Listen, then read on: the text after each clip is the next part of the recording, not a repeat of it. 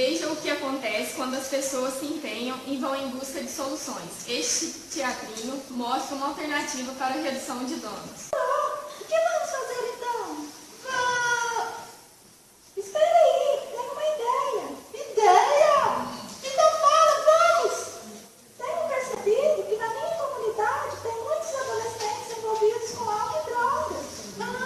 E aí? E aí que percebi que podemos fazer algo para mudar esse quadro.